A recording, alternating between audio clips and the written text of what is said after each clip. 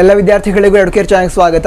In this video we are going to discuss or deal with the concepts like scope and excitements of physics and physics for technology and society and basic forces in nature, and all these concepts are belongs to the chapter physical world, and it is the first chapter of first PUC physics according to NCERT syllabus. And this video is part 3 of this chapter on Educare channel. If you haven't watched the previous episodes, you can check the link in the description.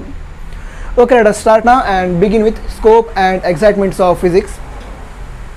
And we can say that the scope of physics is very vast because it covers many branches like electrostatics, electrodynamics, classical mechanics, quantum mechanics, nuclear physics, atomic physics, astrophysics. So there are many branches of physics, so we can say that the scope of physics is very vast. ಕನ್ನಡದಲ್ಲಿ ಹೇಳೋದಾದರೆ ಈ ಒಂದು scope ಅಂತ ಏನಿದೆ ಅದನ್ನು ಕನ್ನಡದಲ್ಲಿ ವ್ಯಾಪ್ತಿ ಅಂತ ಕರೀತಾರೆ.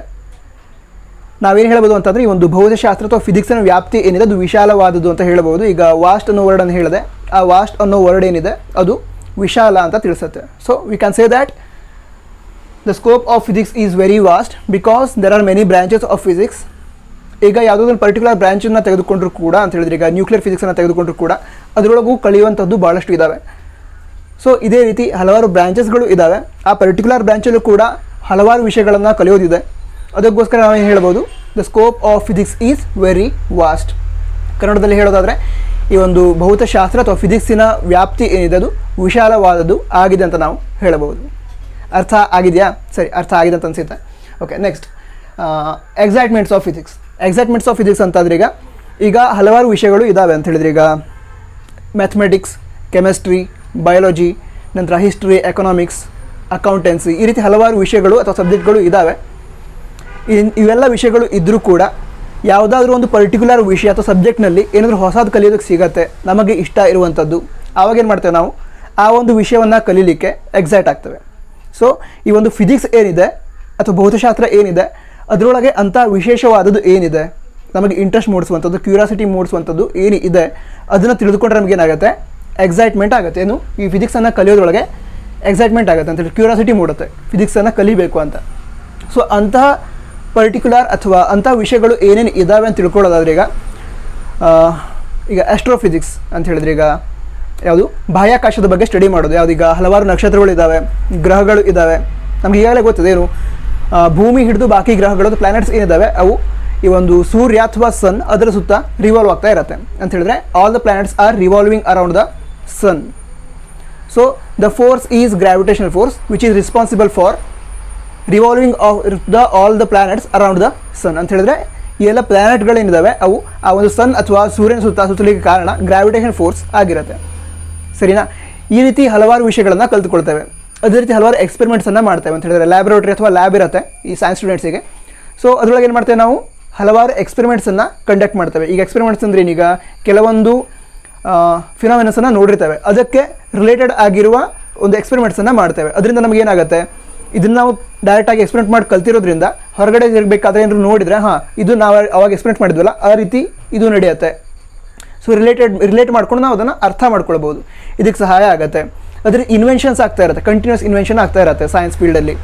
ಸೊ ಆ ಇನ್ವೆನ್ಷನ್ ಯಾವ ರೀತಿ ಆಯಿತು, ಯಾವ ಲಾನ್ನ ಯೂಸ್ ಮಾಡಿಕೊಂಡು ಅದನ್ನು ಕಂಡುಹಿಡಿದ್ರು, ಇದನ್ನೆಲ್ಲ ಅರ್ಥ ಮಾಡ್ಕೊಳ್ಳೋದಕ್ಕಾಗತ್ತೆ. ಅದೇ ರೀತಿ ನೀವು ಏನಾದರೂ ಹೊಸ ಇನ್ವೆನ್ಷನ್ ಮಾಡಬೇಕು ಅಂತಿದ್ರೆ ಅದಕ್ಕೂ ಅವಕಾಶ ಇರುತ್ತೆ. ಸೊ ಫಿಸಿಕ್ಸನ್ನು ಕಲೀಲಿಕ್ಕೆ ಈ ಎಲ್ಲ ವಿಷಯಗಳು ಅಂದರೆ ಕ್ಯೂರಿಯಾಸಿಟಿ ಮೂಡಿಸುತ್ತೆ. ನಿಮಗೆ ಈ ಒಂದು ಫಿಸಿಕ್ಸನ್ನು ಕಲಿಯೋದಕ್ಕೆ ಏನು ಕ್ಯೂರಿಯಾಸಿಟಿ ಮೂಡಿಸಿದೆ ಅಥವಾ ಫಿಸಿಕ್ಸಲ್ಲಿ ಏನು ಹೊಸದನ್ನು ಕಲಿತೀವಿ ಅಂತ ನಿಮಗೆ ಅನಿಸುತ್ತೆ, ಅದನ್ನು ಕಮೆಂಟ್ ಬಾಕ್ಸ್ನಲ್ಲಿ ತಿಳಿಸಿ. ಪ್ರತಿಯೊಬ್ಬರು ಕೂಡ ಅಂದರೆ ಯಾರು ನೋಡ್ತಾ ಇದ್ದೀರಾ ಅವರು ಕಮೆಂಟ್ ಬಾಕ್ಸಲ್ಲಿ ತಿಳಿಸಿ. ಯಾಕಂತಂದರೆ ಟೀಚರ್ಸ್ ಅಂತ ಹೇಳಿದ್ರೆ ಈ ಆನ್ಲೈನ್ ಥ್ರೂ ಯಾರು ಕಲಿಸ್ತಾ ಇದ್ದಾರೆ ಅವರಿಗೆ ನಿಮ್ಮ ಕಮೆಂಟ್ಸ್ ಏನಿರುತ್ತೆ ಅದೇ ಮೋಟಿವೇಶನ್ ಆಗಿರುತ್ತೆ. ಸೊ ಟೀಚರ್ಸಿಗೂ ಮೋಟಿವೇಟ್ ಮಾಡ್ತಾರೆ. ಸರಿ, ಕಂಟಿನ್ಯೂ ಮಾಡೋ. ಈಗ ನೆಕ್ಸ್ಟ್ ಏನು ಅಂತಂದರೆ physics for technology and society ಅಂತ ಹೇಳಿದ್ರೆ, ಫಿಸಿಕ್ಸಿಂದ ಟೆಕ್ನಾಲಜಿಯಲ್ಲಿ ಏನೇನು ಇಂಪ್ರೂವ್ಮೆಂಟ್ ಆಯಿತು ಅಂತ. ಸೊ ಈಗ ಹೇಳೋದಾದರೆ ಸ್ಟಾರ್ಟಿಂಗಲ್ಲಿ ನ್ಯೂಕ್ಲಿಯರ್ ಫಿಸಿಕ್ಸನ್ನು ತೆಗೆದುಕೊಳ್ಳೋದಾದರೆ, we already studied that, or ನಮ್ಗೆ ಈಗಾಗಲೇ ಗೊತ್ತಿದೆ ಏನು ನ್ಯೂಕ್ಲಿಯರ್ ರಿಯಾಕ್ಟರ್ ಅಂತ ಹೇಳಿದ್ರಲ್ಲಿ ಪವರನ್ನು ಜನ್ರೇಟ್ ಮಾಡ್ತಾರೆ, ಎಲೆಕ್ಟ್ರಿಕ್ ಕರೆಂಟನ್ನು ಜನ್ರೇಟ್ ಮಾಡ್ತಾರೆ. ಈಗ ನಮ್ಮ ಉತ್ತರ ಕನ್ನಡದಲ್ಲಿ ಕೈಗಾದಲ್ಲಿ ಪವರ್ ಸ್ಟೇಷನ್ ಇದೆ, ಎಲೆಕ್ಟ್ರಿಕ್ ಕರೆಂಟನ್ನು ಜನ್ರೇಟ್ ಮಾಡ್ತಾರೆ. ನ್ಯೂಕ್ಲಿಯರ್ ಫಿಸಿಕ್ಸನ್ನು ಸ್ಟಡಿ ಮಾಡಿದರೆ ಆ ಒಂದು ಪವರ್ ರಿಯಾಕ್ಟರ್ ಯಾವ ರೀತಿ ಕೆಲಸ ಮಾಡುತ್ತೆ, ಅದನ್ನು ಯಾವ ರೀತಿ ಕಂಟ್ರೋಲಲ್ಲಿ ಇಡಬೇಕು, ಅದನ್ನೆಲ್ಲ ಸ್ಟಡಿ ಮಾಡೋದಕ್ಕಾಗತ್ತೆ. ಸೊ ಜನರಲ್ ಐಡಿಯಾ ಸಿಗುತ್ತೆ. ಟೆಕ್ನಾಲಜಿ ಇಂಪ್ರೂವ್ಮೆಂಟ್ ಆದಂಗೆ ಆಯ್ತಾ ಅಂತ ಹೇಳಿದ್ರೆ, ಟೆಕ್ನಾಲಜಿ ಯೂಸ್ ಮಾಡಿಕೊಂಡು ಪವರ್ ರಿಯಾಕ್ಟರನ್ನು ಸೆಟಪ್ ಮಾಡಿದ್ರು, ಅದರಿಂದ ಈ ಒಂದು ಎಲೆಕ್ಟ್ರಿಕ್ ಕರೆಂಟನ್ನು ಜನರೇಟ್ ಮಾಡಿ ಸಪ್ಲೈ ಮಾಡಿದ್ರು. ಸೊ ಈ ರೀತಿ ಒಂದು ಡೆವಲಪ್ ಆಯಿತು. ಅದೇ ರೀತಿ ಹಲವಾರು ಬ್ರಾಂಚಸ್ ಇದೆ. ಥರ್ಮೋಡೈನಮಿಕ್ಸ್ ಅಂದ್ರೆ ಏನಂತಂದರೆ it's a branch in which we study heat and temperature ಅಂತ ಹೇಳಿದ್ರೆ ಈ ಒಂದು ಹೀಟ್ ಏನಿದೆ ನಮಗೇನು ಗೊತ್ತಿದೆ, ಈಗ heat is a form of energy. So ಆ ಒಂದು ಹೀಟಿನ ಬಗ್ಗೆ ಸ್ಟಡಿ ಮಾಡ್ತೇವೆ, ಅದೇ ರೀತಿ ಟೆಂಪ್ರೇಚರ್ ಬಗ್ಗೆ ಸ್ಟಡಿ ಮಾಡ್ತೇವೆ. ಇದರಿಂದ ಏನು ಹೆಲ್ಪ್ ಆಯಿತು ಅಂತ ಹೇಳಿದ್ರೆ ಈಗ ಹಲವಾರು ಎಂಜಿನ್ಸನ್ನು ನೋಡಿರ್ತೇವೆ ನಾವೀಗ. ಈಗ ಬೈಕ್ ಇರುತ್ತೆ, ಕಾರ್ ಇರುತ್ತೆ, ಅಂದರೆ ಬೇರೆ ಬೇರೆ ವೆಹಿಕಲ್ಸ್ ಇರುತ್ತೆ, ಅದರೊಳಗೆ ಎಂಜಿನ್ಸ್ ಇರುತ್ತೆ. ಸೊ ಎಂಜಿನ್ಸ್ ಇರುತ್ತೆ ಅಂತ ಗೊತ್ತಿದೆ. ಆ ಇಂಜಿನ್ಸ್ ಯಾವ ರೀತಿ ವರ್ಕ್ ಮಾಡುತ್ತೆ, ಆ ಇಂಜಿನ್ಸನ್ನು ಡೆವಲಪ್ ಮಾಡಲಿಕ್ಕೆ ಸಹಾಯ ಆಗಿದ್ದು ಯಾವುದು, ಥರ್ಮೋಡೈನಮಿಕ್ಸನ್ನು ಸ್ಟಡಿ ಮಾಡೋದು. Thermodynamics is a branch of physics.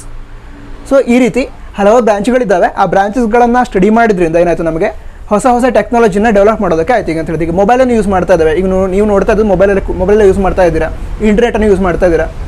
So ಇವೆಲ್ಲ ಏನಾಯಿತು, ಡೆವಲಪ್ ಮಾಡೋದಕ್ಕೆ ಸಹಾಯ ಆಯಿತು. ಈಗ ಎಲೆಕ್ಟ್ರೋಮ್ಯಾಗ್ನೆಟಿಸಮ್ ಅಂತ ಒಂದು ಬ್ರಾಂಚ್ ಇದೆ. ಸೊ ಆ ಎಲೆಕ್ಟ್ರೋಮ್ಯಾಗ್ನೆಟಿಸಮ್ ಏನಾಗುತ್ತೆ, ನಮ್ಗೆ ಈಗಾಗಲೇ ಸ್ಟಡಿ ಮಾಡಿದ್ದೇವೆ. ಏನು, ಕರೆಂಟ್ ಫ್ಲೋ ಆಗ್ತಾ ಇದ್ರೆ ಏನು ಮಾಡುತ್ತೆ, ಮ್ಯಾಗ್ನೆಟಿಕ್ ಫೀಲ್ಡನ್ನು ಜನ್ರೇಟ್ ಮಾಡುತ್ತೆ. ಅಂದರೆ charges in flow generates magnetic field ಅಂತ ಹೇಳಿದ್ರೆ ಚಾರ್ಜಸ್ ಫ್ಲೋ ಆಗ್ತಾ ಇರುತ್ತಲ್ಲ, ಅದು ಮ್ಯಾಗ್ನೆಟಿಕ್ ಫೀಲ್ಡನ್ನು ಕ್ರಿಯೇಟ್ ಮಾಡುತ್ತೆ. ಅದೇ ರೀತಿ ಮ್ಯಾಗ್ನೆಟಿಕ್ ಫೀಲ್ಡ್ ಚೇಂಜ್ ಆಗ್ತಾ ಇದ್ದರೆ ಅದು ಕೂಡ ಎಲೆಕ್ಟ್ರಿಕ್ ಕರೆಂಟನ್ನು ಜನ್ರೇಟ್ ಮಾಡುತ್ತೆ. ಇದರಿಂದ ಏನಾಯಿತು, ಎಲೆಕ್ಟ್ರೋ ಮ್ಯಾಗ್ನೆಟಿಕ್ ವೇವ್ಸ್ ಜನ್ರೇಟ್ ಆಯಿತು, ಅದರಿಂದ ಫೋರ್ಸ್ ಕ್ರಿಯೇಟ್ ಆಯಿತು. ಸೊ ಇದನ್ನು ಯೂಸ್ ಮಾಡ್ಕೊಂಡು ನಾವೇನು ಮಾಡಿದ್ವಿ, ಈಗ ಈ ಒಂದು ಟೆಕ್ನಾಲಜಿ ಏನು ಹೇಳಿದೆ, ಈಗ ಇಂಟರ್ನೆಟ್ ಆಯಿತು ಅಥವಾ ಕಾಲ್ ಬರುತ್ತೆ ಅದಾಯಿತು. ಈಗ ಟೆಲಿವಿಷನ್ಗೂ ಕೂಡ ಡಿಶ್ ಹಾಕಿರ್ತಾರೆ. ಸೊ ಅವೆಲ್ಲವೂ ಕೂಡ ಇದರಿಂದನೇ ವರ್ಕ್ ಆಗುತ್ತೆ. ಅದು ಎಲೆಕ್ಟ್ರೋಮ್ಯಾಗ್ನೆಟಿಕ್ಸ್ ಫಿಸಿಕ್ಸ್ ಏನಿದೆ, ಎಲೆಕ್ಟ್ರೋಮ್ಯಾಗ್ನೆಟಿಸಮ್ ಏನಿದೆ, ಅದು ಫಿಸಿಕ್ಸ್ನ ಒಂದು ಬ್ರಾಂಚ್ ಆಗಿರುತ್ತೆ. ಅದನ್ನು ಸ್ಟಡಿ ಮಾಡೋದ್ರಿಂದ ಇವೆಲ್ಲವುಗಳನ್ನು ಡೆವಲಪ್ ಮಾಡೋದಕ್ಕೆ ಸಹಾಯ ಆಯಿತು. ಕ್ಲಿಯರ್ ಆಯಿತಾ? ಸೊ ನೆಕ್ಸ್ಟ್ ಏನು ಅಂತಂದರೆ ಇದೆ ಟೆಕ್ನಾಲಜಿ ಡೆವಲಪ್ ಆಯಿತು, ಟೆಕ್ನಾಲಜಿಯಿಂದ ಸೊಸೈಟಿಗೆ ಹೆಲ್ಪ್ ಆಯಿತು. ಹೆಲ್ಪ್ ಯಾವ ರೀತಿ ಆಯ್ತು, ಈಗ ಪವರ್ ರಿಯಾಕ್ಟರ್ ಸೆಟಪ್ ಮಾಡಿದ್ರು, ನಮಗೆಲ್ಲ ಕರೆಂಟ್ ಸಿಕ್ತು. ಅದೇ ರೀತಿ ಎಲೆಕ್ಟ್ರೋಮ್ಯಾಗ್ನೆಟಿಸಮ್ ಸ್ಟಡಿ ಮಾಡಿದ್ರು, ಮೊಬೈಲ್ ಮತ್ತು ಇಂಟರ್ನೆಟ್ ಅದರೊಳಗೆ ರೆವಲ್ಯೂಷನ್ ಆಯಿತು, ಅದರಿಂದ ನಮಗೆ ಸಹಾಯ ಆಯಿತು. ಅದೇ ರೀತಿ ಈಗ ಕಂಪ್ಯೂಟರ್ ಬಗ್ಗೆನೂ ಕೂಡ ಅಂದರೆ ಸೆಮಿ ಕಂಡಕ್ಟರ್ ಸ್ಟಡಿ ಮಾಡೋದ್ರಿಂದ ಮೊದಲು ಕಂಪ್ಯೂಟರ್ ಯಾವ ರೀತಿ ಇತ್ತು ಅಂತಂದರೆ ಭಾಳ ದೊಡ್ಡ ಇರ್ತಿತ್ತು, ಅದರ ನಂತರ ಕಂಪ್ಯೂಟರ್ ಸಣ್ಣದಾಯಿತು. ನಂತರ ಮೆಮೊರಿ ಕಾರ್ಡ್, ನಾವು ಸಣ್ಣಿರಬೇಕಾದ್ರೆ 2 GB ಮೆಮೊರಿ ಕಾರ್ಡ್ ಇರ್ತಿತ್ತು, ಸುಮಾರು ಒಂದು ಇಷ್ಟು ದೊಡ್ಡ ಮೆಮೊರಿ ಕಾರ್ಡ್ ಇರ್ತಿತ್ತು. ಈಗೇನಾಗಿದೆ 2 GB ಮೆಮೊರಿ ಕಾರ್ಡ್ ಇಷ್ಟು ದೊಡ್ಡದು. ಈಗೇನಾಗಿದೆ ಅಂತ ಹೇಳಿದ್ರೆ ಇಷ್ಟು ಸಣ್ಣ ಮೆಮೊರಿ ಕಾರ್ಡ್ ಇರುತ್ತೆ, ಅದಕ್ಕೆ 250 GB ಅಷ್ಟಿರುತ್ತೆ. ನಂತರ 1 TB 1 TB ಅದರ ಒಂದು ಹಾರ್ಡ್ ಡಿಸ್ಕ್ ಕೂಡ ಸಿಗುತ್ತೆ. ಸೊ ಟೆಕ್ನಾಲಜಿ ಇಂಪ್ರೂವ್ ಆಗ್ತಾ ಹೋಯಿತು, ಸೊಸೈಟಿಗೆ ಸಹಾಯ ಆಗ್ತಾ ಹೋಯಿತು ಅದರಿಂದ, ಫಿಸಿಕ್ಸನ್ನು ಸ್ಟಡಿ ಮಾಡಿದ್ರಿಂದ. The next concept is basic forces in nature, and there are 4 basic forces in nature. Those are gravitational force, weak nuclear force, electromagnetic force and strong nuclear force.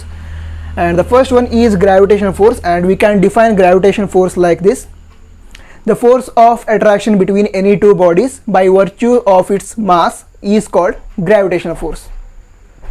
ಅಂದರೆ ಯಾವುದಾದ್ರೂ ಎರಡು ಆಬ್ಜೆಕ್ಟ್ಸ್ ಇದ್ದರೆ ಅವುಗಳ ನಡುವೆ ಇರುವಂತಹ ಈ ಒಂದು ಅಟ್ರಾಕ್ಟಿವ್ ಫೋರ್ಸ್ ಏನಿರುತ್ತೆ ಅದನ್ನು ಗ್ರಾವಿಟೇಷನ್ ಫೋರ್ಸ್ ಅಂತ ಕರೀತೇವೆ.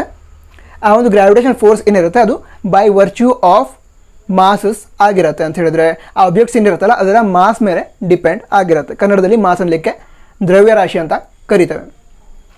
ಈಗ ಯಾವುದೊಂದು ಆಬ್ಜೆಕ್ಟನ್ನು ಅಪ್ವರ್ಡ್ ಡೈರೆಕ್ಷನ್ ಥ್ರೂ ಮಾಡಿದ್ರೆ ಏನಾಗುತ್ತೆ, ಅದು ಮತ್ತೆ ಭೂಮಿಗೆ ಬರುತ್ತೆ, ಅಂದರೆ ಟುವರ್ಡ್ಸ್ ಅರ್ತ್ ಮೂವ್ ಆಗುತ್ತೆ. ಅದೇ ರೀತಿ there are many satellites and moon which is revolving around the earth ಅಂತ ಹೇಳಿದ್ರೆ, ಈಗ ಭೂಮಿಯ ಸುತ್ತ ಚಂದ್ರ ಆಗಿರ್ಬೋದು ಅಥವಾ ಯಾವುದೊಂದು ಸ್ಯಾಟಲೈಟ್ಸನ್ನು ಲಾಂಚ್ ಮಾಡಿದ್ದಿದ್ರೆ ಅವು ರಿವಾಲ್ವ್ ಆಗ್ತಾ ಇರುತ್ತೆ. ಅದೇ ರೀತಿ there are many planets which are revolving around the sun ಅಂತ ಹೇಳಿದ್ರೆ ಸೂರ್ಯನ ಸುತ್ತ ಹಲವಾರು ಪ್ಲಾನೆಟ್ಸ್ ರಿವಾಲ್ವ್ ಆಗ್ತಾ ಇದ್ದಾವೆ. And the force which is responsible for revolving of the planets around the sun, and the same force is responsible for the revolution of any satellites and moon around the earth. ಈ ಎಲ್ಲ force ಏನಾಗಿರುತ್ತೆ ಅದು gravitation force ಆಗಿರುತ್ತೆ. ಈ gravitation force ಏನಿದೆ ಅದನ್ನು weakest force in nature ಅಂತ ನಾವು ಕರಿತೇವೆ. ಕ್ಲಿಯರ್ ಆಗಿದೆ ಅಂತ ಅನಿಸುತ್ತೆ. ಈಗ the next one is weak nuclear force. ಈ ವೀಕ್ ನ್ಯೂಕ್ಲಿಯರ್ ಫೋರ್ಸ್ ಅಂತಂದರೆ ಇದು ಒಂದು ನ್ಯೂಕ್ಲಿಯರ್ ಫೋರ್ಸ್ಗಳಲ್ಲಿ ಒಂದು, ಇದು ಯಾವ ಸಿಚುವೇಷನಲ್ಲಿ ಅಥವಾ ಯಾವುದೊಂದು ಸಂದರ್ಭದಲ್ಲಿ ನಾವು ನೋಡ್ತೇವೆ ಅಂತಂದರೆ, ಈಗ ನ್ಯೂಕ್ಲಿಯರ್ ಡಿಕೆ ಅಂತ ಆಗುತ್ತೆ ಅಂತ ಹೇಳಿದ್ರೆ, ಈಗ alpha decay, beta decay, gamma decay ಈ ರೀತಿ ಕೇಳಿರ್ತೀರ. ಸೊ ಈ ಸಂದರ್ಭದಲ್ಲಿ ಯಾವುದೊಂದು ಬೀಟಾ ಡಿಕೆ ಆಗ್ತದೆ ಅಂತ ಹೇಳಿದರೆ ಅದರೊಳಗೆ ಏನಾಗ್ತದೆ ಅಂದರೆ ಡಿಸ್ಇಂಟಿಗ್ರೇಷನ್ ಅಂತ ಆಗುತ್ತೆ ಅಂತ ಹೇಳಿ, ಯಾವುದೊಂದು ನ್ಯೂಕ್ಲಿಯಸ್ ಇರುತ್ತೆ ಆ ನ್ಯೂಕ್ಲಿಯಸ್ಲಿರುವಂತಹ ಕೆಲವೊಂದು ಪಾರ್ಟಿಕಲ್ಸನ್ನು ಅದೇ ನ್ಯೂಕ್ಲಿಯಸ್ ಹೊರಗಡೆ ಬಿಟ್ಕೊಡ್ತಾ ಅದು ಸೈಜ್ ಡಿಕ್ರೀಸ್ ಆಗ್ತಾ ಹೋಗುತ್ತೆ. ಈಗ ಆ ಫೋರ್ಸ್ ಸ್ಟ್ರಾಂಗ್ ಇದ್ರೆ ಏನು ಮಾಡುತ್ತೆ, ಆ ಒಂದು ನ್ಯೂಕ್ಲಿಯಸ್ಲಿರುವಂತಹ ಯಾವುದೊಂದು ಪಾರ್ಟಿಕಲನ್ನು ಹೊರಗಡೆ ಹೋಗೋದಕ್ಕೆ ಬಿಡೋದಿಲ್ಲ. ಈಗ ಆ ಪಾರ್ಟಿಕಲ್ಸ್ ಹೊರಗಡೆ ಹೋಗುತ್ತೆ ಅಂತ ಹೇಳಿದ್ರೆ ಆ ಫೋರ್ಸ್ ವೀಕ್ ಇರುತ್ತಲ್ವಾ. So we can say that the force, that means the nuclear force is weak. ಅದಕ್ಕೋಸ್ಕರ ಇದನ್ನು ವೀಕ್ ನ್ಯೂಕ್ಲಿಯರ್ ಫೋರ್ಸ್ ಅಂತ ಕರಿತೇವೆ. ಇದು ಯಾವಾಗ ಕಾಣುತ್ತೆ, ಡಿಸ್ಇಂಟಿಗ್ರೇಷನ್ ಅಥವಾ ಡಿಕೆ ಆಗ್ತಾ ಇರುವಂಥ ಸಂದರ್ಭಗಳಲ್ಲಿ ನಾವು ಈ ಒಂದು ವೀಕ್ ನ್ಯೂಕ್ಲಿಯರ್ ಫೋರ್ಸನ್ನು ಆಬ್ಸರ್ವ್ ಮಾಡ್ಬೋದು. ಇದು ಕೂಡ ಕ್ಲಿಯರ್ ಆಗಿದೆ ಅಂತ ಅನಿಸುತ್ತೆ. ಈಗ ಎಲೆಕ್ಟ್ರೋಮ್ಯಾಗ್ನೆಟಿಕ್ ಫೋರ್ಸ್ ಅಂದರೆ ಏನು ಅಂತಂದರೆ ಈಗಾಗಲೇ ಹೇಳಿದ ರೀತಿ ಚಾರ್ಜಸ್ ಅಥವಾ ಕರೆಂಟ್ ಫ್ಲೋ ಆಗ್ತಾ ಇದ್ದರೆ ಏನು ಮಾಡುತ್ತೆ, ಅದು ಮ್ಯಾಗ್ನೆಟಿಕ್ ಫೀಲ್ಡನ್ನು ಜನರೇಟ್ ಮಾಡುತ್ತೆ. ಅದೇ ರೀತಿ ಮ್ಯಾಗ್ನೆಟಿಕ್ ಫೀಲ್ಡ್ ವೇರಿ ಆಗ್ತಾ ಇದ್ದರೆ ಅದು ಎಲೆಕ್ಟ್ರಿಕ್ ಕರೆಂಟನ್ನು ಜನರೇಟ್ ಮಾಡುತ್ತೆ. ಇದೇ ರೀತಿ ಎಲೆಕ್ಟ್ರಿಕ್ ಕರೆಂಟ್ ಮ್ಯಾಗ್ನೆಟಿಕ್ ಫೀಲ್ಡನ್ನು, ಮ್ಯಾಗ್ನೆಟಿಕ್ ಫೀಲ್ಡ್ ಎಲೆಕ್ಟ್ರಿಕ್ ಕರೆಂಟನ್ನು ಇದೇ ರೀತಿ ಕಂಟಿನ್ಯೂ ಆಗ್ತಾ ಹೋಗುತ್ತೆ. ಅದರಿಂದ ಫೋರ್ಸ್ ಡೆವಲಪ್ ಆಗುತ್ತೆ. ಅದನ್ನೇನು ಕರಿತೇವೆ ನಾವು ಎಲೆಕ್ಟ್ರೋಮ್ಯಾಗ್ನೆಟಿಕ್ ಫೋರ್ಸ್ ಅಂತ ಕರಿತೇವೆ. And the next one is strong nuclear force.